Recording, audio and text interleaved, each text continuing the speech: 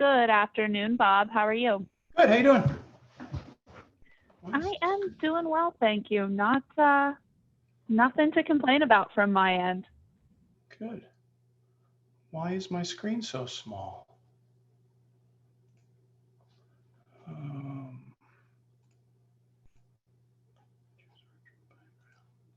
That's the right background.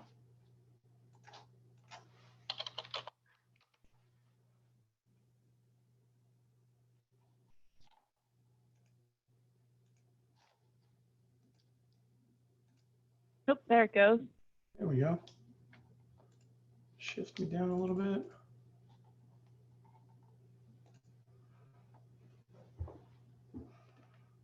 No problem. I assume we want our cameras on for the presentation. Sure.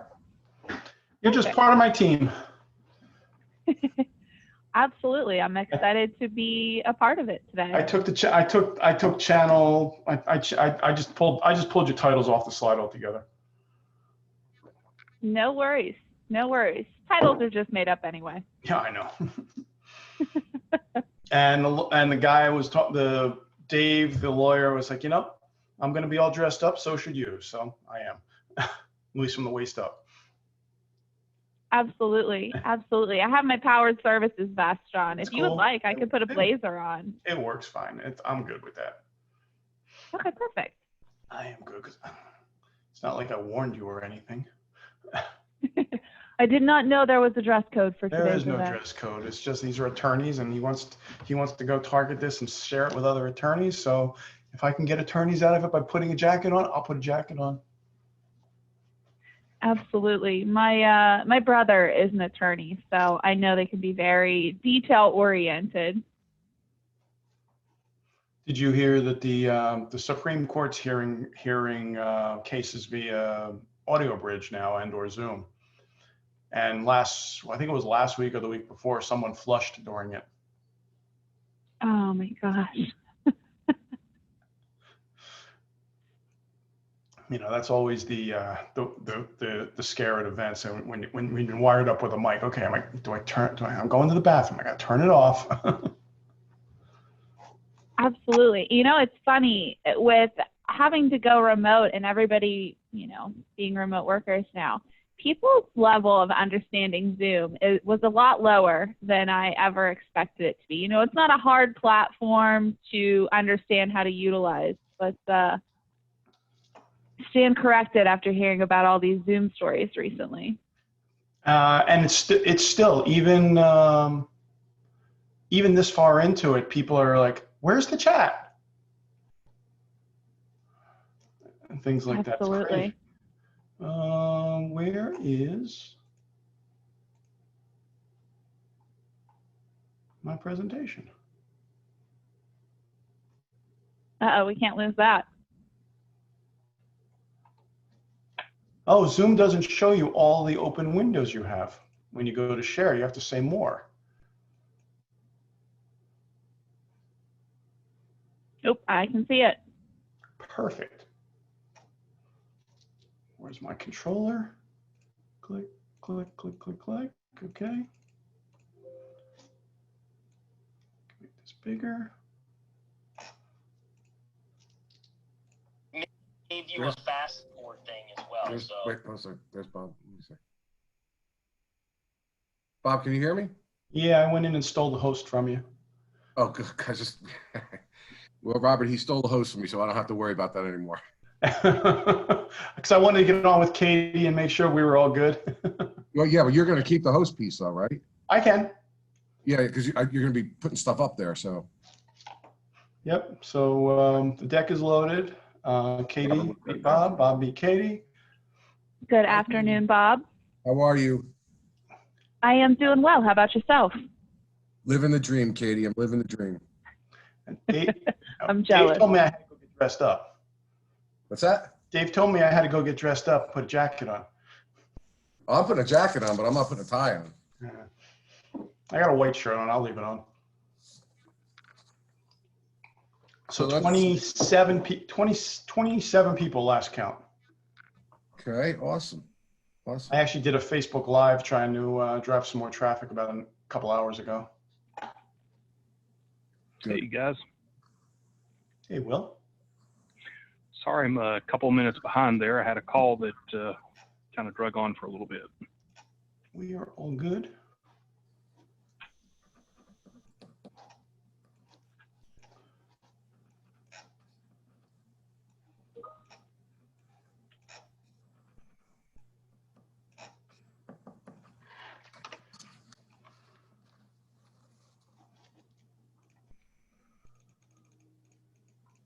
How's that link?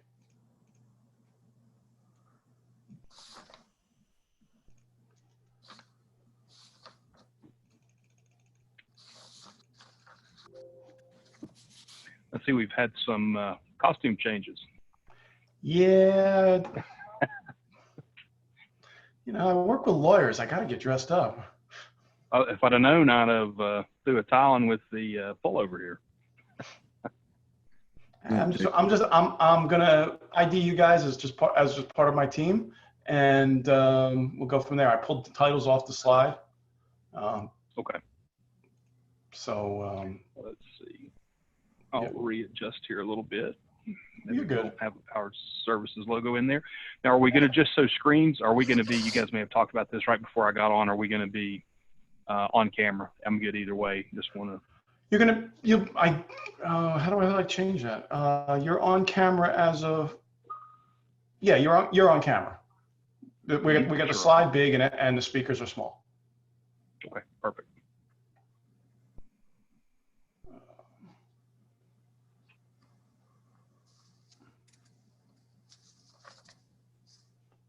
Oh, Bob. Yeah. We have to jump on your computer if we're gonna do the Facebook Live thing. Because I don't think I can live stream into your page. Let me try it.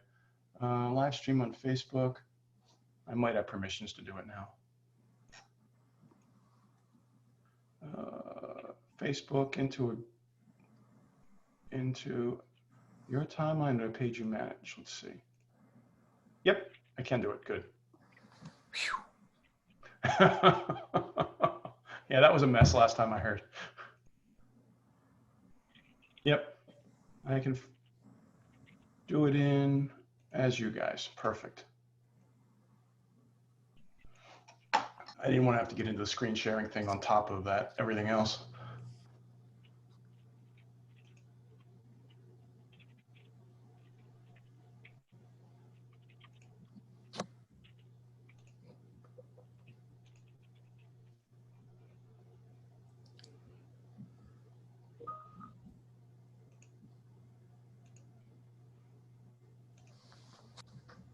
Okay. Me, Katie, 253. My screen is good. Oh, you know what? Let me get that check.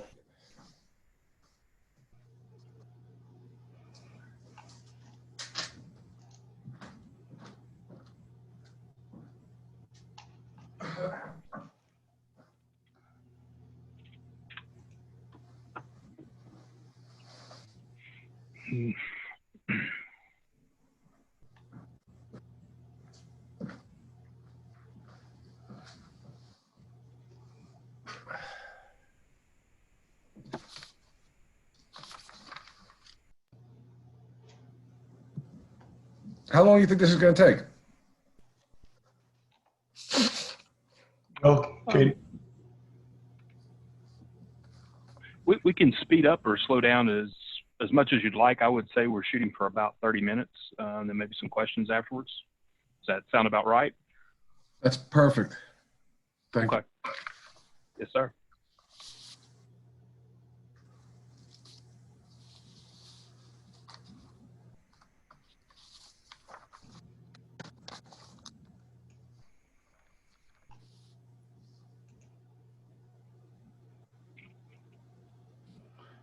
Got 3 people coming in.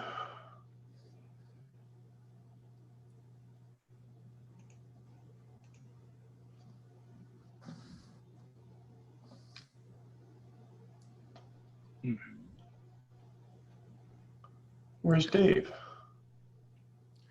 Dave be late for his funeral. I texted him. Really? He's an uber organized guy, very diligent, but he's always late. I've got a nephew that's that way. Engineer, very precise. Can't get him to anything on time. I mean, you can't drag him out the door. Yeah. And it's funny too, because he really is so organized. Robert Essen says, yes, he is.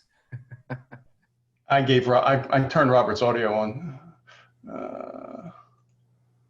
Now, do we have chat running? We got Q&A.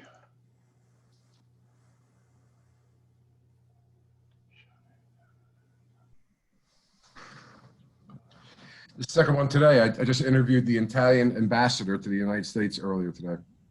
Wow. Yeah, pretty cool.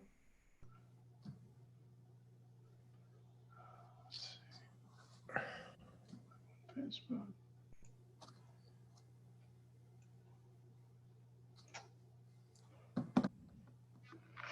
Okay, so we got that, but okay, so if Dave doesn't chime in, I guess I'm doing Q&A.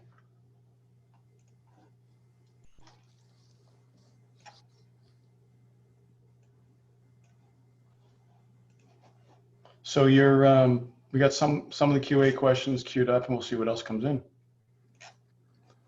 Okay.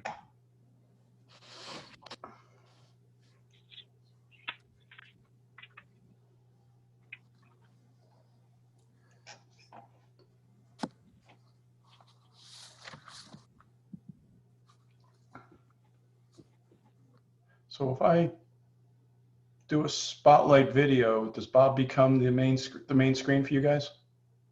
He does. Yes. Perfect. Are we also promoting the ID agent? We're not talking about ID. ID agent is just my partner. I can pull it out real quick. No worries. Yeah, I wouldn't even, we don't have to mention ID agent. 257 and the man shows up. He's early.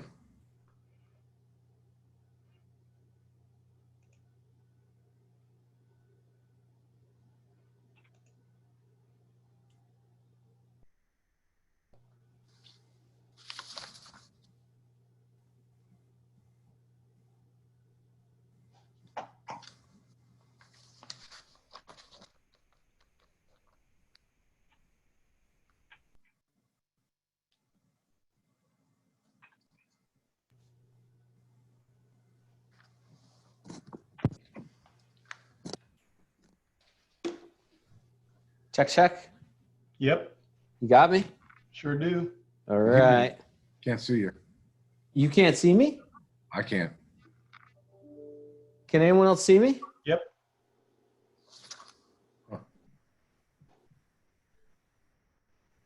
Maybe because there's 5 screens, Bob. You gotta.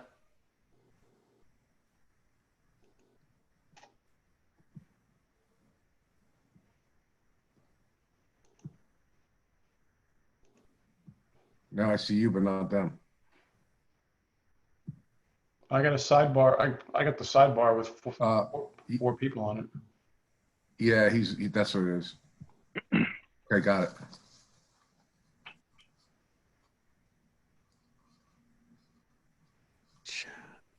Okay, so let me get started here on Facebook Live.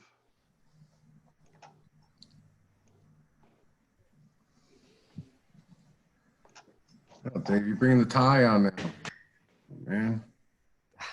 Sorry, brother. Katie, you're fine.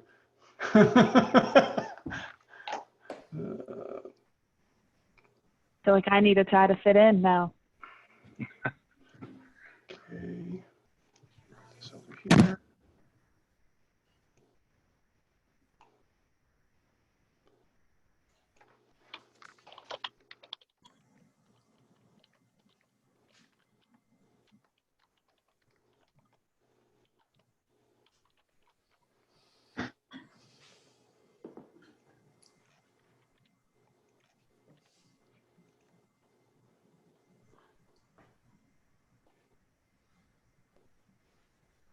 Facebook stream is starting, and we are going to go live.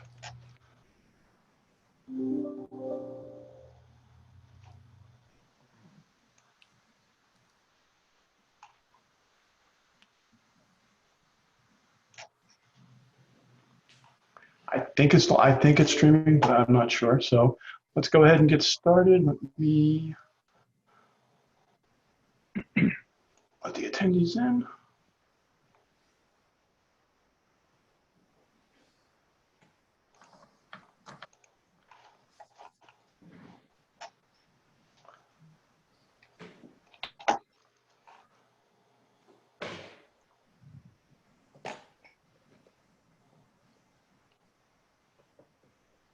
You are streaming. We are streaming live on Facebook. All Okay, right.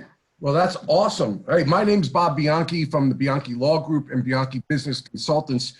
I'm here with my partner, David Bruno, from the Bianchi Law Group and Bianchi Business Consultants as well. And guys, listen, this is a webinar you have got to watch. Dangers of the Dark Web, Protecting Your Corporate Identity. And I'm going to tell you why. The man, the myth, the legend, Bob Michie is here with us today. He's going to be producing and showing you some things that he was showing us last week. And we were in complete amazement about what it is that he can do. He's our IT specialist, the marketing guy. He's unbelievable. He's from Metro MSP, as you can see on the screen there. And he's going to show you something that's going to really wow you. So, Bob, why don't you take it over, introduce yourself, introduce your guests, and let's go. Cool. Thanks, Bob. I got Metro MC, like you did a great intro for me, so I really don't need to do that. We do cybersecurity services for Northern New Jersey, and with me today, I have a couple members of our team, Will Bishop and Katie Wallace, whose full-time job does nothing but deal with the dark web and look and research and see what's out there. So I am going to move the meeting along and bring Katie and Will online, and the information that they've got is incredible. Everyone is muted, and there'll be a Q&A session at the end. Guys, you're going to want to turn your email off, turn your cell phones off, because the information that Katie and Will are going to share is going to scare you. It scared Bob the other day, and he called me and it's like, you got to talk about this. So with that, Will. Yeah, thanks, Bob, for that intro, and thanks for the time today. So we do want to talk about today just the fact that, cybercrime is a business. If you don't think that's the case, just turn on your TV, take a look at the news, see what's going on today, and you'll see evidence of it everywhere. And as you can see in the slide there, damages caused can total up to $6 trillion annually.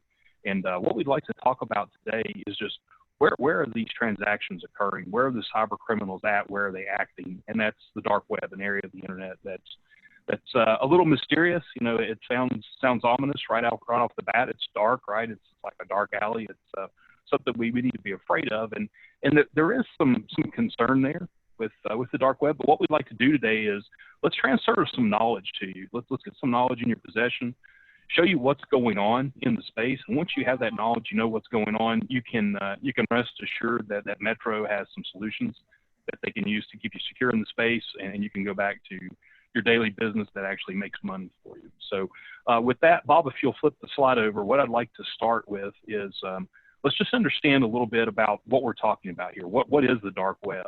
I'm out from time to time. I run into people at business functions, and I'll mention what I do. And the question I get a lot is, what is the dark web? I don't really understand what that is. I've seen commercials, but can you explain to me a little bit about what's going on? So let's start there. And if you think about the internet as a whole, I like to think about this picture we're displaying here with the iceberg. You've seen it as an illustration of a lot of different things, but it's actually a perfect illustration of what we want to talk about here today.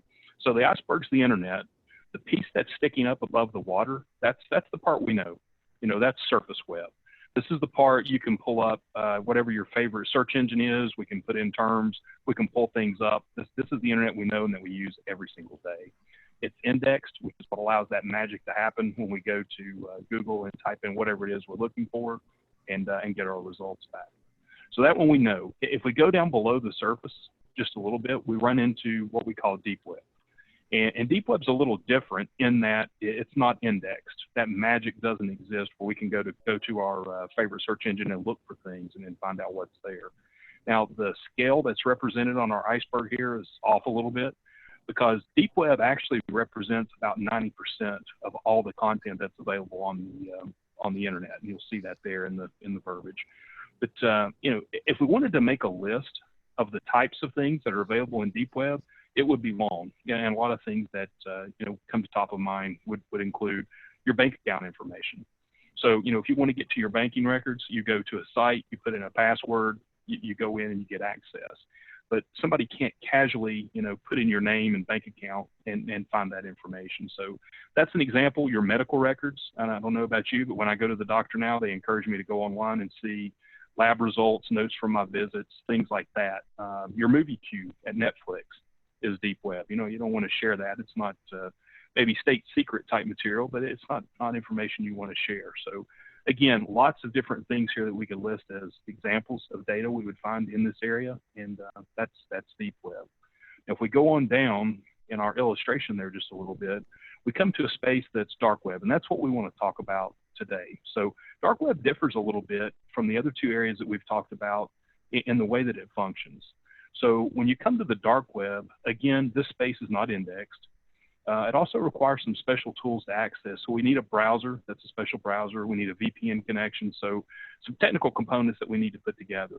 Now, it's also important to understand that getting those tools together and that information, we could do that this afternoon if we wanted to. We could sit down and use Surface Web to do a search, gather some information on how to do it, put the parts together at no cost. These tools are available for free, and we could get into the dark web and we could start looking around. Don't recommend that. Don't recommend it for anybody that doesn't know what they're doing, where they're going. There's a lot of bad things that can happen as a consequence of that. But there is some value in understanding the space. So as I mentioned, there's no indexing. There's anonymity provided. That's the result of using these special tools is we don't know who you are. We don't know what you're doing. We don't know where you've been, those type things. And so that's the nature of the space. And a common question that you'll get about this is, hey, if all the bad things that are happening on the internet are in the dark web, why don't we just turn it off? Why don't we do something to disrupt that? But there are legitimate reasons why it's there. There are legitimate purposes for it. So if you start thinking about people that are in repressed areas of the world, they don't have the ability to express themselves freely. They don't have the ability to get news without it going through some kind of state filter. They can go to the dark web. And, again, we don't know who they are. We don't know what they're doing.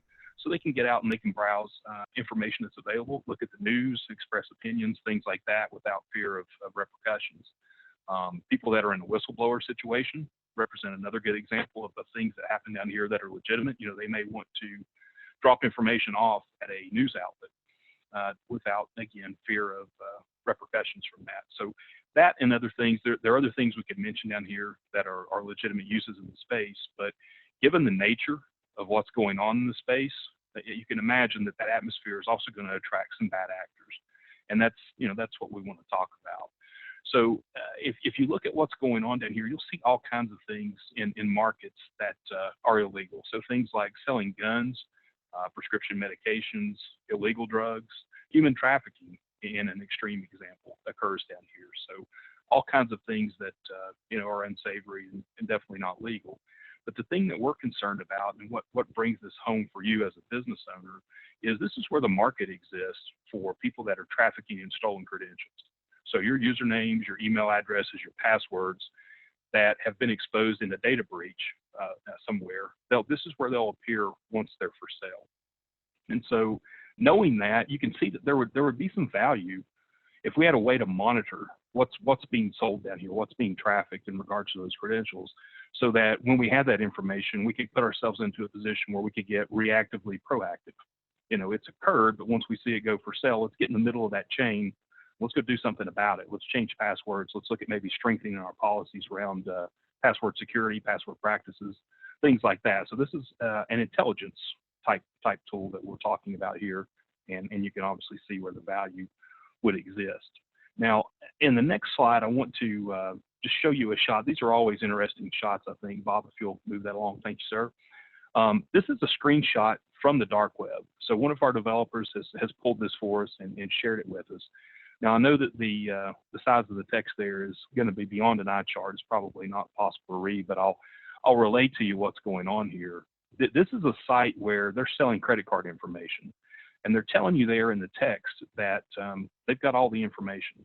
They've read both stripes inside the card, so they know what the card number is. They know what the 4-digit PIN is, PIN code.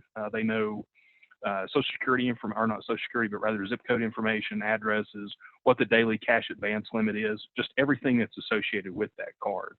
And it's not the case that they're sending you out a spreadsheet that has all this information in it. They're going to stamp the card for you, and they're going to mail the card to you via FedEx in a box that's very inconspicuous. You can get it right at your front door. Your neighbors won't know what's going on. Everything's very clandestine. Now, additionally, in here, they're guaranteeing their product.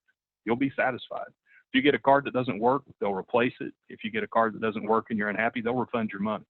So very customer service oriented, and a product that, you know, if you've got the nerve to go through with this, you can see where the attraction is. It's pretty much a printing press from that standpoint.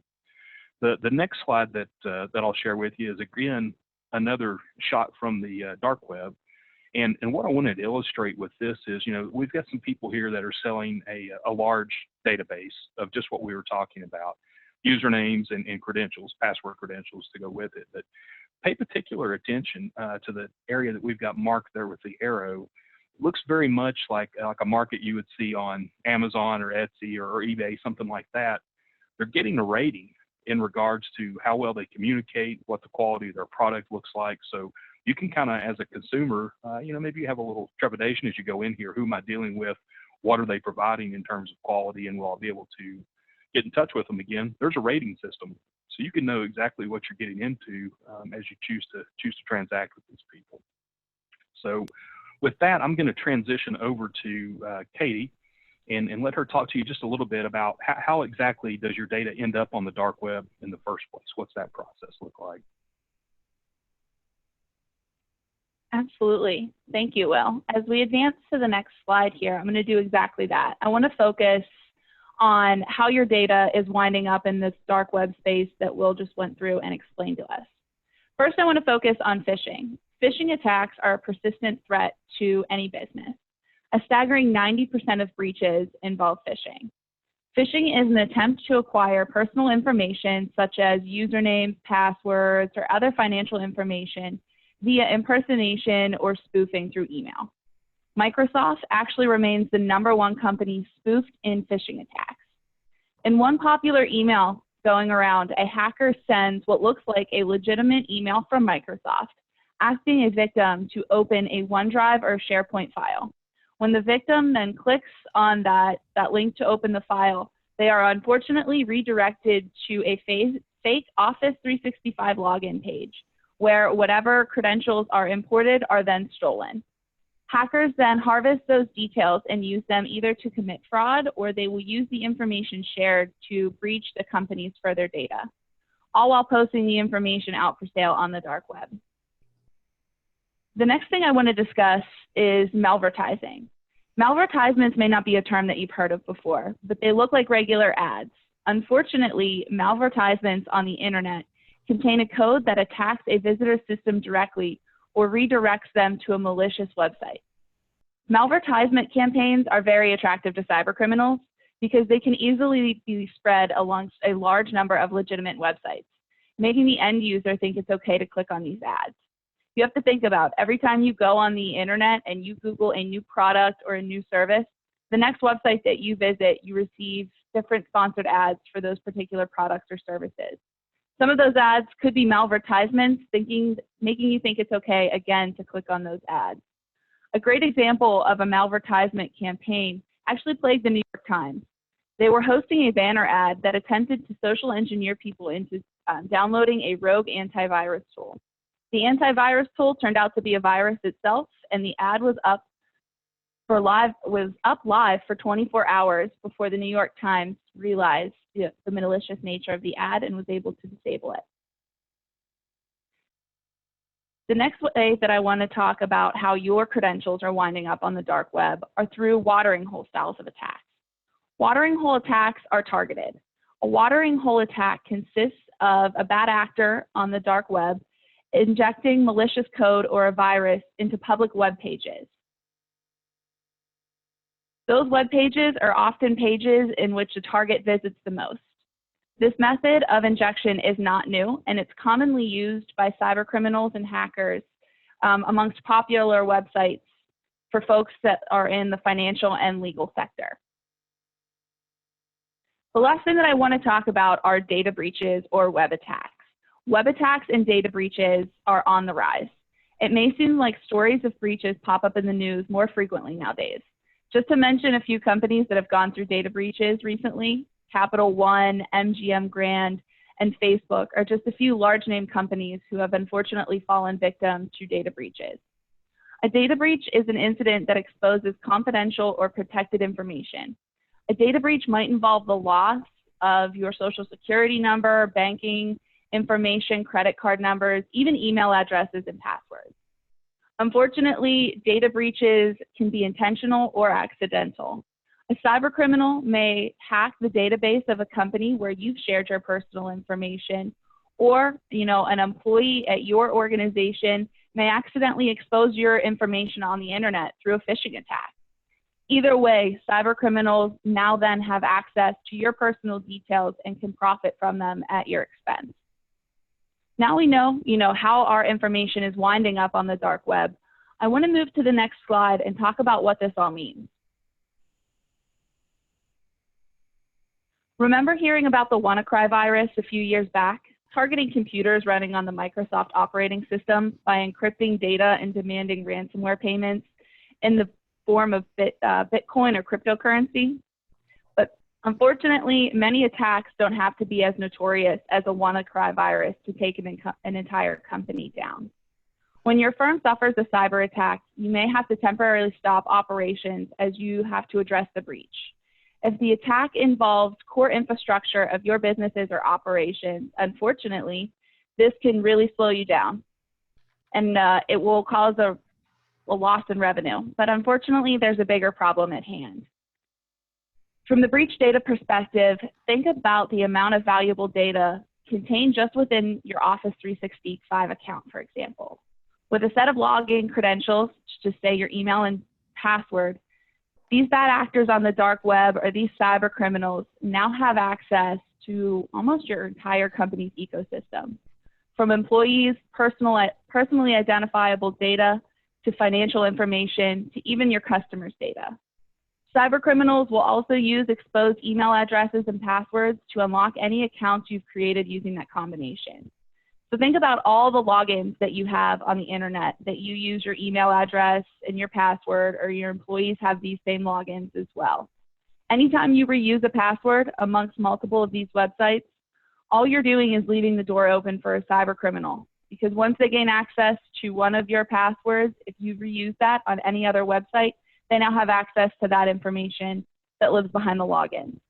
And unfortunately, most of these cyber attacks and data breaches do not have a happy ending.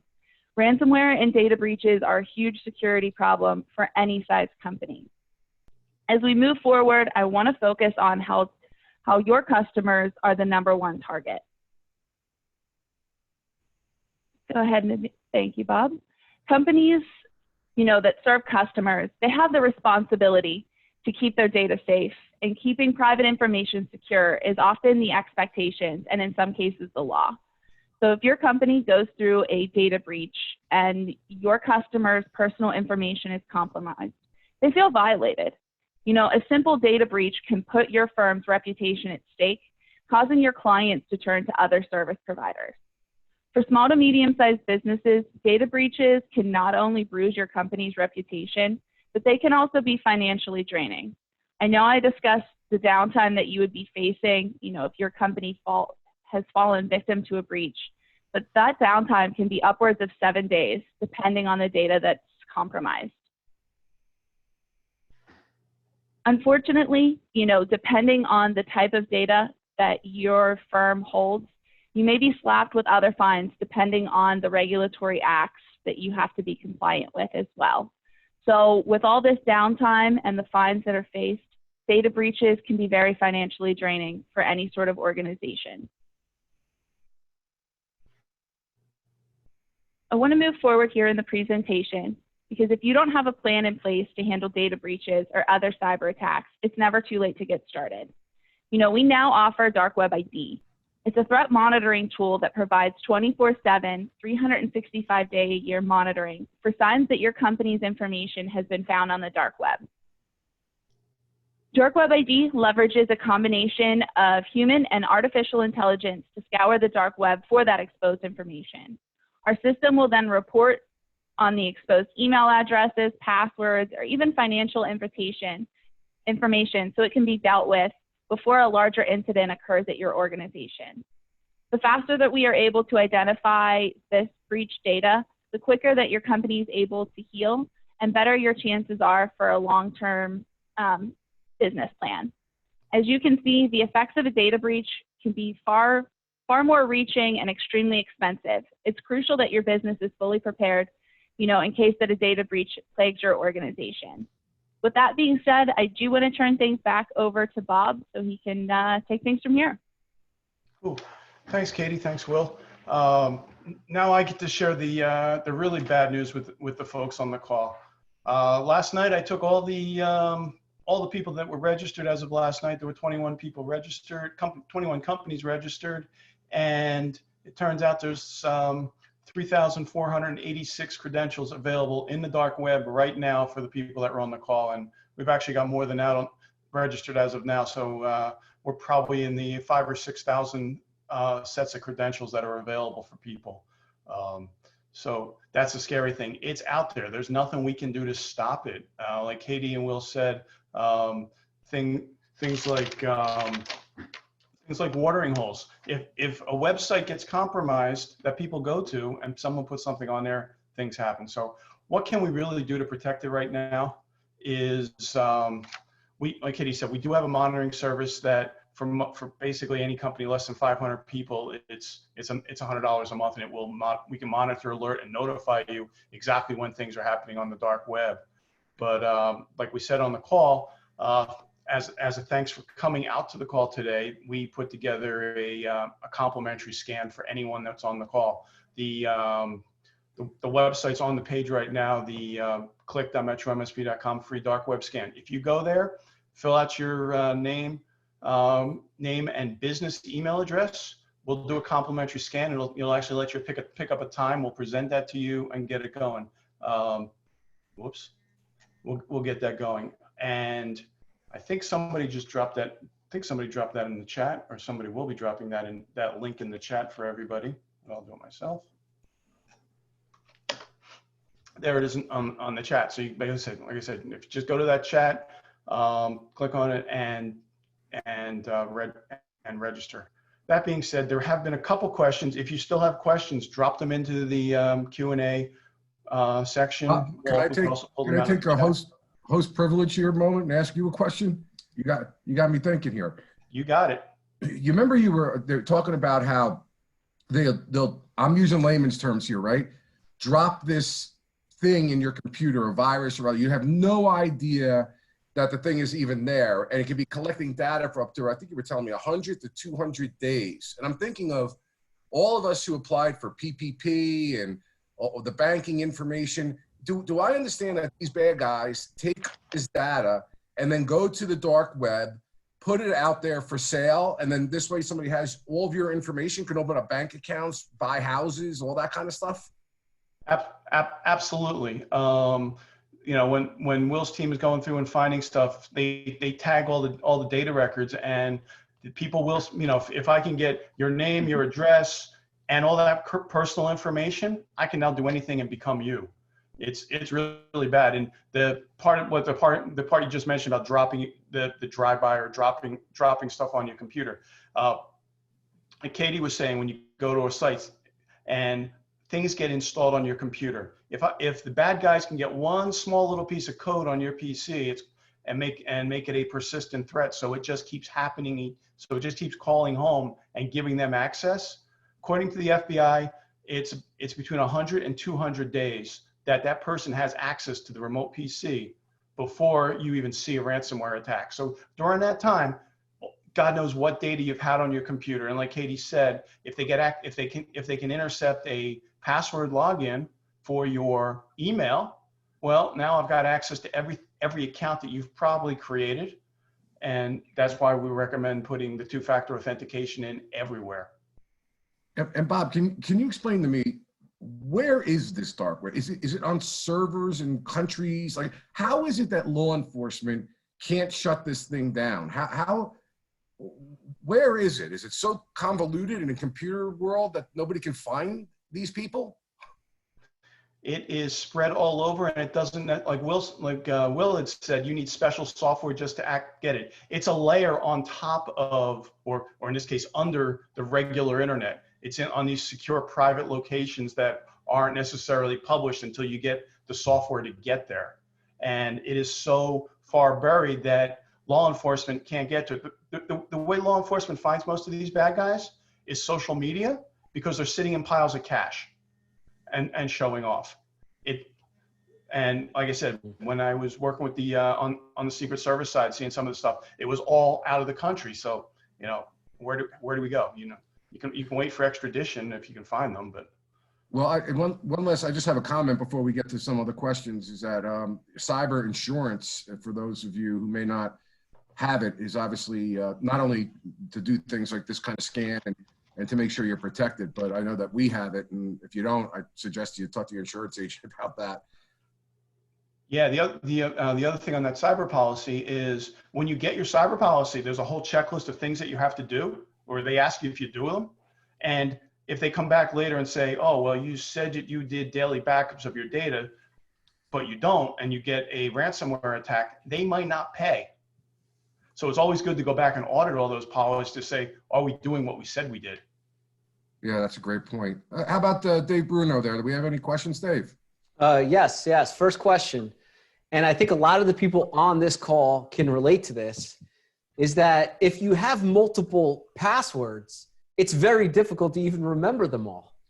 I mean, if you have to go to a different site, either you have a list of passwords in front of you, or you're going to be resetting passwords pretty frequently. So, are there some third-party apps or services out there that can help everybody avoid those problems?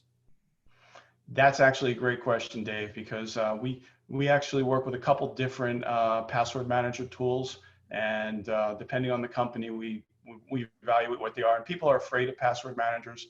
If we pick a reputable one, I'm not going to mention one in the webinar, but if we pick a reputable one and really implement it and make sure that you've got two-factor authentication, and it does help and make things better, because even if the password gets compromised and picked up, it's no good, or it is random if you use the tool correctly, where, like we were talking this morning, where the tool itself generates the password, and it can be this long because you never have to type it. And when you do that, now you've got unique passwords, and that's the big thing. Sure. I mean, that's something that I've shifted to myself, and that's why I asked that question. I mean, there's a account out there. You have one master password, and then if you're on the phone or the computer, then it easily generates that very encrypted password that I would never, ever remember. But I don't have to remember it because the program does it for me. Right, and as far as that same password, remember, you also enabled two-factor authentication on that, so you have to have something you own to get into it. Right, and explain what two-factor authentication is, Bob. Two-factor authentication is it's called multi-factor authentication. So you have to provide multiple pieces of data to get in. Typically, it's something you own and something you know. So could be a password. Something you own could be your cell phone, where you got a new code to put in. So you get the code from the phone, you put it back into the app, and then it lets you in and unlocks it. Bob Bianchi and I are former prosecutors, and we've worked very closely with law enforcement on a number of different things. And I'll start with wiretaps.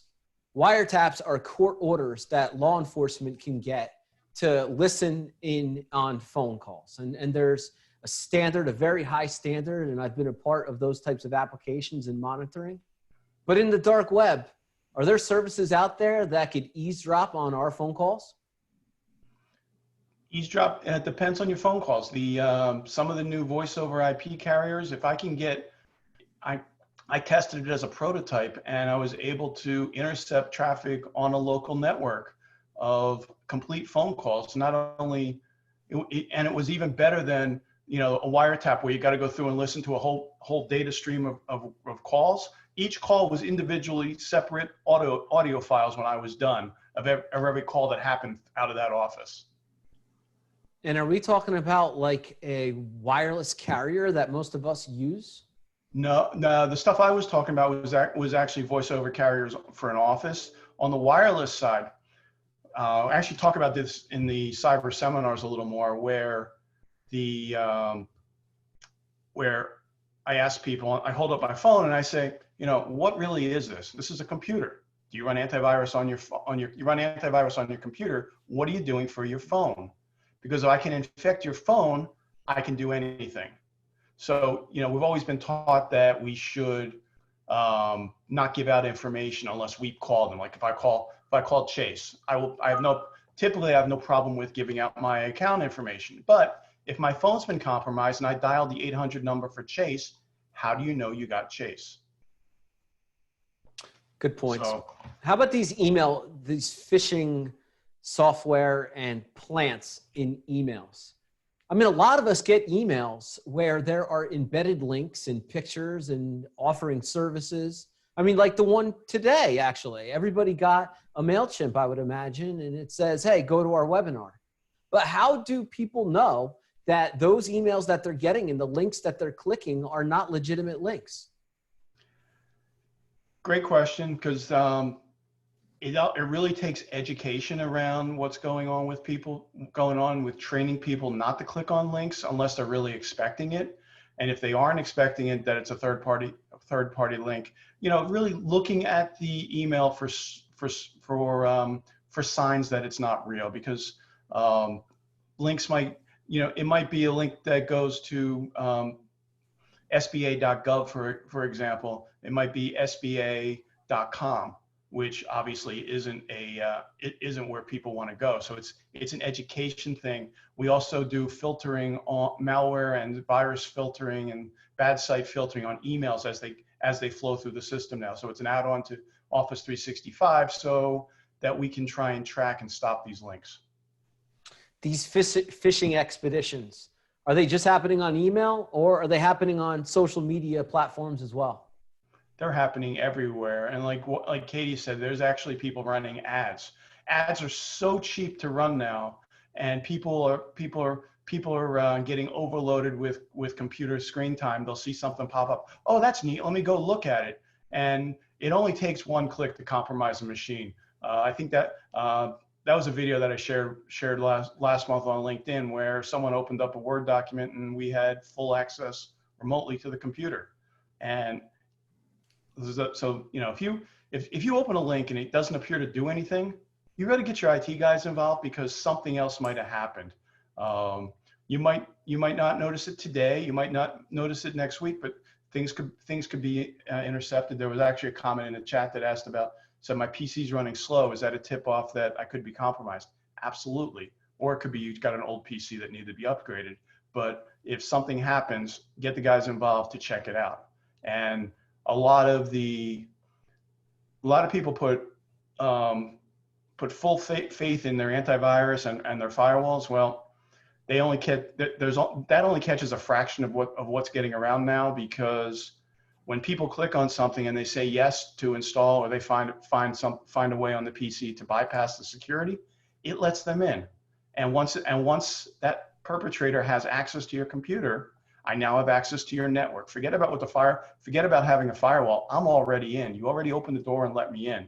So I can, like Bob said, it's 200 days. I could be sitting there reviewing email, setting things up.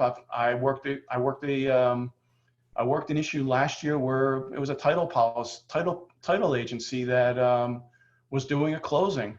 Well, luckily they weren't processing the funds. They weren't processing the funds, but somebody else was, and they did the closing, and the agency got an email late on a Friday afternoon and said, "Oh, the closing was great. Seller would like you to wire the money instead. I'll get rid of the check." So money went out Friday night with no checking. Monday morning, the company called back and said, "Just letting you know, everything went through. We did the wire transfer." And the person said, "What wire transfer?" That money's spent all weekend. So the big time for attacks like that is actually this weekend, because before holiday weekend, typically people start shutting down. They don't look at accounts through Monday, and it's just sitting there. Hey, Bob, you just, for those who like employ the services of people like yourselves, you had said to me about an instance in which you do some integrity testing to make sure that everyone is following the protocols. And tell us that story about where people were actually forwarding the bad link to other people in the office and how it just spread throughout an entire large office. Yeah, one of the great phishing attempts for people is, I think you're talking about the breach demo that we did. You know, we send out a fake email to a business to see if their employees really have responded to the training that we've done, and really as to test them. So we send it out, and it tries to open up a Word document, and the Word document actually pops up and says invalid version of Word. When it does that, it actually triggered the virus. So what happened in this office was, well, Susie couldn't open it, so she sent it to the person next to her. Hey, Sally, can you open this? She sends it over. Now we got two breaches. Oh, it doesn't work here either. So it's really crazy that that people will share that stuff, and it can just propagate. Now with people working at home, it might there's even more issues going on, because the people at home don't have the minimal support that we have from having corporate firewalls and antivirus. In some cases, they're running on their home PC with who knows what version of Windows, who knows what version of Office. They're old versions, there's known problems, and every Tuesday, Microsoft releases patches and tells the world what's wrong. And if you don't patch your stuff, you've now opened the door. Yeah, and the antivirus programs themselves need updates. So if you're not set on auto update, that could sit in your computer vulnerable until you come to terms with that update, correct? Correct. And Dave, if the bad guys get access to your computer, they've already tested their malware with all the known antivirus. And one of the first things they're going to do, they're going to turn it off. Scary, all scary stuff. So I want to send it to Will, then Katie, and then Bob. And I want one takeaway, one thing that you could recommend that the people on this call could do when they end this call to try to protect themselves. Yeah, I'll go first. Since on my screen I see myself in order first there, and I would say pay attention. That's the big thing. You know, CDC recommends you wash your hands right now for 20 seconds. We're paying attention to that. It's kind of a good parallel with your email. There's a huge rise in the number of phishing and spam emails that are going on that are related around COVID-19. You know, the bad actors take advantage of every situation. So global pandemic, they've jumped on that too. You see a lot of things coming in that are COVID-19 related. So just like the hand washing example, take 20 seconds and pay attention to your email. You know, does it look right? Are you expecting it? Much like Bob said, if there's a link in there that asks you to take action, were you expecting that email? So that would be my answer, is get some education around what to look for and then pay attention. Very nice. Katie? Absolutely. My takeaway would be circling back around passwords. If you don't utilize a password manager, try to pick strong passwords. They say to use phrases or song lyrics that might be easy for you to remember, and start utilizing those amongst your accounts as a way to keep your private information secure, especially if you're creating an account where you know you're going to house credit card information or where you're going to have to put in your social security number. Make sure that you're picking unique passwords for those accounts. That way, at the end of the day, if a site is breached, you know, you're not reusing a password and you're not leaving that door open for the cyber criminals. Makes sense. Bob Mitchie. Big thing is training. You know, train the employees to look at what they're doing, but also test them. Have your IT guys send out the phishing emails and really know what's going on. If you're on a corporate environment, we can also talk about some new detection software to find stuff that the antivirus misses. All good things for everybody to think of. Okay, guys, you were amazing. Metro, Bob, you've been awesome with us and always appreciate it. Can they follow you anywhere on social media? Sure. I am active on LinkedIn and Facebook. Everyone is on Facebook right now. So it's Metro MSP on LinkedIn, Facebook, or Bob Mitchie on both of those platforms. Okay, and you can always find us at the Bianchi Law Group on Instagram, Twitter, Facebook, and LinkedIn as well. Guys, it's a tremendous service. Thank you so much. For all of those who attended, thank you for staying on. It was a great honor to have you. We're going to be doing more webinars, so stick with us if you see something coming down the line, or if you have a suggestion for a topic you'd like us to cover, let us know. We hope you guys have a very safe week, and everybody in your families hopefully is well. Blessings to you all. Thank you. Take care. Thanks, guys. Have a great Thank day. you.